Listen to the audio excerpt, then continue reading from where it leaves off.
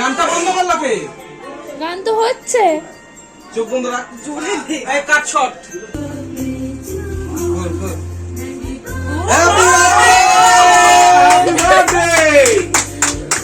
বিয়ের পর এটা ছিল ওর প্রথম বার্থডে, আর কেকের ওপর এই ফটো দিয়ে ডিজাইন করাটা কিন্তু নতুনত্ব ছিল।